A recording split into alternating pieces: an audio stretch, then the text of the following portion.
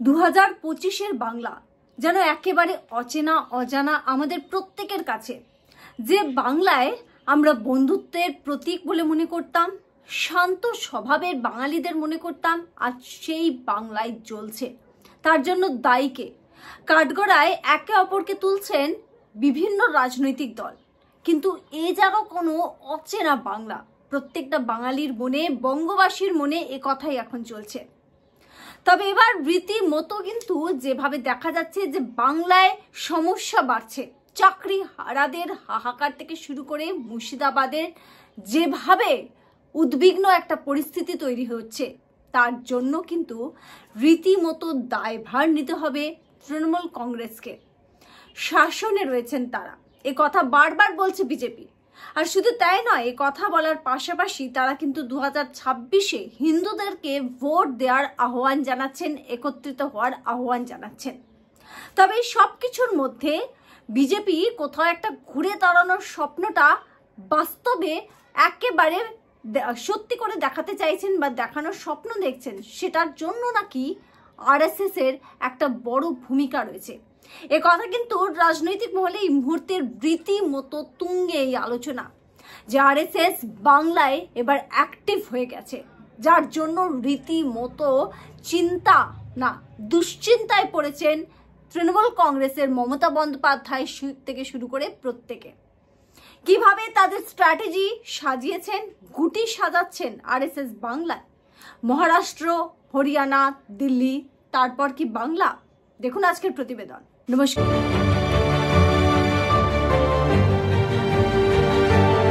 নমস্কার, the public pole breaking নিউজে আপনাদের সকলকে স্বাগত।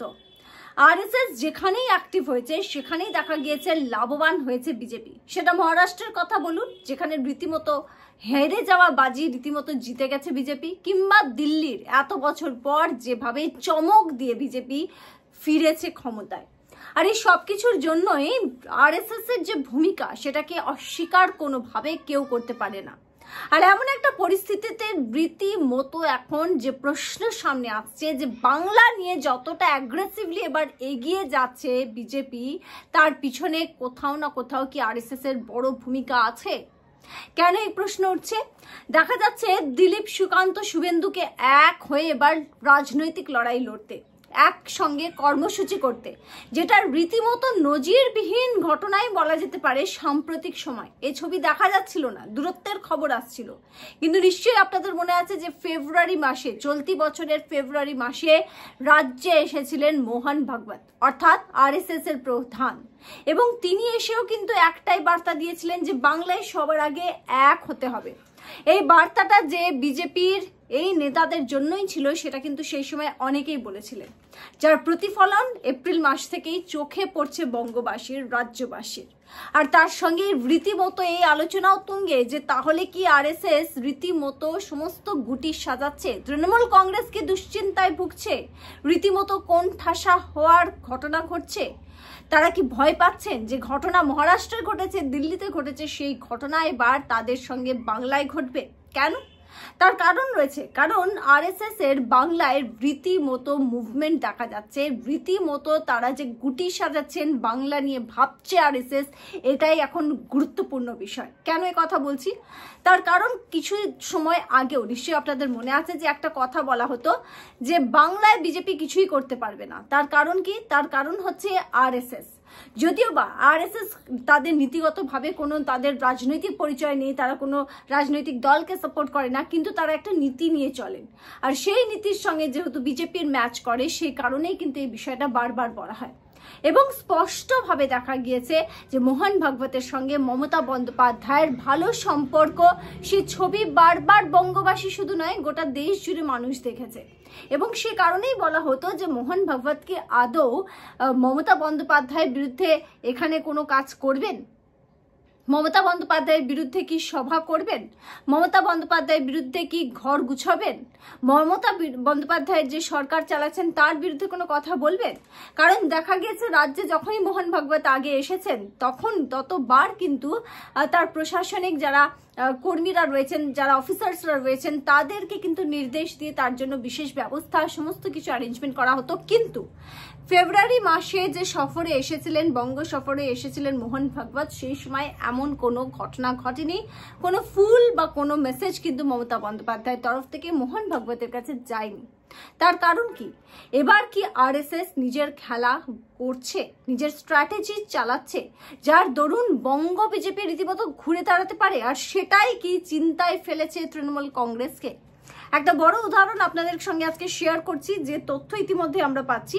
দেখুন, আরএসএস 4টে ভাবে কিন্তু কাজ করে থাকে: স্থান, শাখা, মিলন এবং মণ্ডলী।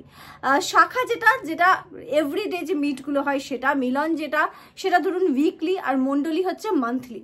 এবং তার যে সংখ্যাটা 2023 সালে আমরা যদি দেখি, সেই মিটিং এর সংখ্যা গোটা বছর এই সবকটা নিয়ে, মানে স্থান, শাখা, মিলন, মণ্ডলী নিয়ে 1640 ছিল। কিন্তু 2025-এ যদি আমরা দেখি, সেটা কিন্তু অসম্ভবভাবে বেড়েছে। দেখুন, উত্তরবঙ্গকে কিন্তু বিজেপির একটা শক্ত ঘাঁটি বলা হচ্ছিল, এবং আমরা দেখেছি যে আরএসএস যেভাবে উত্তরবঙ্গ নিয়ে কাজ করেছে, তাতে করে যে ফলটা পেয়েছে সেটা দেখা গিয়েছিল। যদিও বা পরে ইকুয়েশন চেঞ্জ হয়, সেটা আলাদা ব্যাপার। দক্ষিণবঙ্গের ক্ষেত্রে কিন্তু বিজেপি যথেষ্ট দুর্বল। আর সেটা কেন, সেই প্রশ্নের উত্তর খুঁজতেই কিন্তু দেখা গিয়েছে যে দক্ষিণবঙ্গটাকেও ভাগ করে মধ্যবঙ্গ আর দক্ষিণবঙ্গ করেছে আরএসএস। আর সেই মতো তাদের কিন্তু এই সমস্ত যে মিটিংগুলো, সেগুলো আয়োজন করা হচ্ছে। এবং এই মিটিংয়ের সব থেকে বেশি সংখ্যা বেড়েছে মধ্যবঙ্গে।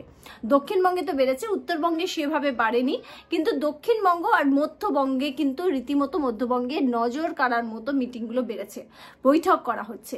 মানে আরএসএস যে নীতিতে চলে, যে ভোটটা দাও, ভোট হচ্ছে খুব গুরুত্বপূর্ণ বিষয়, সেটা তোমাদেরকে দিতে হবে। সঠিক যে ক্যান্ডিডেট, তাকে জয় আনিয়ে দিতে হবে, যাতে দেশের ভালো হয়, দেশের যে স্বার্থ, সেটাকে কিন্তু আরএসএস সবসময় সামনে রেখে এই কথাগুলো, এই বার্তাগুলো সাধারণ মানুষকে দেয়। এবং এই বার্তার পর কিন্তু দেখা গিয়েছে খেলা ঘুরেছে মহারাষ্ট্রতে, খেলা ঘুরেছে হরিয়ানাতে, এমন কি দেখা গিয়েছে দিল্লিতে, যেটা প্রায় অসম্ভব জায়গায় চলে গেছিল একসময়, সেই দিল্লিতেও কিন্তু রীতিমতো খেলা ঘুরেছে। এবং এই সব কিছুর পর যে টার্গেট বাংলা, সেটা মনে করা হচ্ছে। মোহন ভাগবতকে দেখা গিয়েছে 2025-এর একেবারে গোড়াতে তিনি কিন্তু 11 দিনের কর্মসূচি বা একটা সফর যে কর্মসূচি, সেটা নিয়ে বাংলায় আসেন। এবং যেদিন তার অসমে চলে যাওয়ার কথা, তিনি কিন্তু তাও একদিনের আবার এক্সটেন্ড করেন, মানে 12 দিনের সফরে তিনি বাংলায় এসেছিলেন। শুধু তাই নয়, তিনি একেবারে এই 12 দিনের যে কর্মসূচি ছিল, সেগুলো পালন করেছেন। সেটা একেবারে দলের বিষয়, সেটা প্রকাশ্যে কোনো সভা বা সাধারণ মানুষের উদ্দেশ্যে ছিল না। কিন্তু তিনি একদিন, তার মধ্যে 12 দিনের মধ্যে একদিন বর্ধমানে কিন্তু একটা সভা করেছিলেন জনসমক্ষে, যেটার কিন্তু প্রতিবাদ বা যেটাকে আটকানোর চেষ্টা করেছিল মমতা বন্দ্যোপাধ্যায় সরকার। এই বিষয়ে এই প্রশ্ন কিন্তু বারবার উঠেছে। সুতরাং এই সবকিছু মিলিয়ে একটা প্রশ্ন থাকছে, যে তারপর থেকেই যে গুটি সাজাচ্ছে আরএসএস, সেটা বলার অপেক্ষা রাখে না, যার ফলাফল হিসেবে কিন্তু 2026-এ বিজেপির ভোট ব্যাংকে দেখা যাবে। যে ঘটনা ঘটেছে মহারাষ্ট্র, দিল্লি, হরিয়ানাতে, সেটাই এবার বাংলায় ঘটতে চলেছে, কথা কিন্তু রাজনৈতিক মহলের একাংশ বলছে। এবং এখানেই কিন্তু গোটা বিষয়টা সামনে আসছে, কারণ এবার কিন্তু বিজেপির কাছে গোটা বিষয়টা খুব স্বচ্ছ হয়ে গেছে, গোটা বিষয়টা একটু হলেও সহজ হয়েছে। কারণ যারা রাজ্য বিজেপির হয়ে কাজ করছিল, যে কর্মী, সমর্থক বা নেতারা, তারা জানেন তো সব থেকে বেশি সমস্যায় কোথায় পড়তো? দুটো জায়গায়। একটা হচ্ছে স্পষ্টভাবে একটা অভিযোগ বা একটা ন্যারেটিভ রয়েছে বাংলায়, যে তৃণমূল কংগ্রেস এবং মোদী বা কেন্দ্র বিজেপির যে কেন্দ্রীয় যে দল, তাদের একটা খুব ভালো সেটিং রয়েছে, মানে বিজেপি টিএমসির একটা সেটিং রয়েছে, এই একটা ন্যারেটিভ তৈরি করা। সেকেন্ড ন্যারেটিভ হচ্ছে আরএসএস বা মোহন ভাগবত, আরএসএস এর যিনি প্রধান, মোহন ভাগবতের সঙ্গে মমতা বন্দ্যোপাধ্যায়ের খুব সুসম্পর্ক। সেখানে তৃণমূল কংগ্রেসের বিরুদ্ধে আদৌ কি কোনো কাজ বা কর্মসূচি বা সেইভাবে অ্যাক্টিভ হবে আরএসএস? এই দুটো সমস্যার জায়গায়।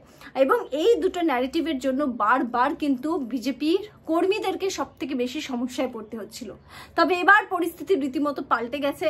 এবার কিন্তু এই দুটো যে ন্যারেটিভ, সেটা ব্রেক হয়ে গেছে। সেক্ষেত্রে অনেকটাই কিন্তু সুবিধে পাচ্ছে বিজেপির কর্মীরা, তাদের মনোবল চাঙ্গা হচ্ছে। এবং তার পাশাপাশি যেভাবে শুভেন্দু অধিকারী ঝাঁপিয়ে নেমেছেন, হিন্দুদের জন্য বার্তা দিচ্ছেন, পাশাপাশি আরএসএস কাজ করছে যে বাড়ি থেকে বেরিয়ে ভোটটা দিন। আর এইভাবে যে অনিচ্ছা যে হিন্দুরা রয়েছে, এমন কিছু হিন্দু ভোটার্সরা যারা ভোট দিতে চায় না, যারা ভাবে যে কি হবে একটা ভোটে, কি বা যায় আসবে, বিজেপি 30,000 ভোটে তো আমার এলাকায় হেরে রয়েছে বা পিছিয়ে রয়েছে, কোথাও 1 লাখে পিছিয়ে রয়েছে, 20,000-এ পিছিয়ে রয়েছে। না, এবার বাড়ি থেকে বেরিয়ে ভোটটা দিতে হবে। এবার হিন্দুত্বের যে তাদের যে অস্তিত্ব সেটার একটা রক্ষার বিষয় সামনে আসছে। এই যে ন্যারেটিভটা তৈরি করা হচ্ছে আরএসএস এর তরফ থেকেও কি এমনই করা হবে?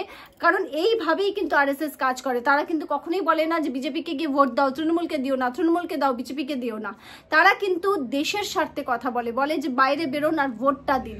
আর যেভাবে শুভেন্দু অধিকারী যে ন্যারেটিভ তৈরি করেছেন যে বাংলায় যদি হিন্দুদের নিজেদের অস্তিত্ব বাঁচাতে হয় তাহলে কিন্তু প্রত্যেকটা হিন্দুদেরকে বাড়ি থেকে বেরিয়ে ভোট দিতে হবে। আর এমন ঘটনা যদি ঘটে, এইভাবেই যদি সফলতা আসে, তাহলে কিন্তু রীতিমতো চাপে পড়বে, ভয়ঙ্কর চাপে পড়বেন মমতা বন্দ্যোপাধ্যায়, তৃণমূল কংগ্রেস। এ কথা কিন্তু রাজনৈতিক মহলের একাংশ বলছে। আপনাদের মতামত কি? অবশ্যই আমাদেরকে কমেন্ট সেকশনে কমেন্ট করে জানাবেন। দেখতে থাকবেন the public pole breaking news, জনতার দরবার। আবার একটা নতুন ভিডিও নিয়ে দেখা হবে। ভালো থাকবেন।